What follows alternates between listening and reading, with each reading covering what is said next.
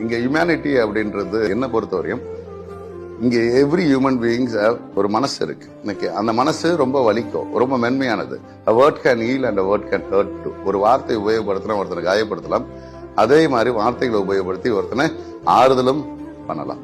நம்ம எந்த மாதிரி ஒருத்தரை ட்ரீட் பண்றோம் அதுதான் ரியல் ஹியூமனிட்டி. அதாவது எனக்கு என்னென்னலாம் பிடிக்கும், என்ன இந்த மாதிரி பேசிட்டாங்கன்னா எனக்கு சத்தியமா பிடிக்காது. என்னை யாருன்னா திட்டாங்கனாலோ, இல்லை என்னை யாருன்னா காயப்படுத்திட்டாலோ, என்னை யாருன்னா சந்தேகப்பட்டாலோ, இல்லை என்னை கேவலமா ட்ரீட் பண்ணிட்டாலோ, என்ன மதிக்கவே இல்லைனால, எனக்கான இம்பார்ட்டன்ஸ் கொடுக்கலனால, என்ன வேல்யூ பண்ணலனால, ஸோ அப்போ எனக்கு வலிக்குது இல்லை, என் மனசுக்கு வலிக்குது, அந்த மனசுக்கும் வலிக்கும்ல.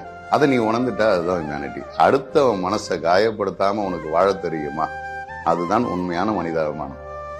Living an ethical life. அதாவது ஒரு நேர்மையா நியாயமான ஒரு வாழ்க்கையை வாழ்ந்துட்டு இருக்க, சக மனிதனுடைய மனசை புரிஞ்சுக்கிட்டு வாழ்றது.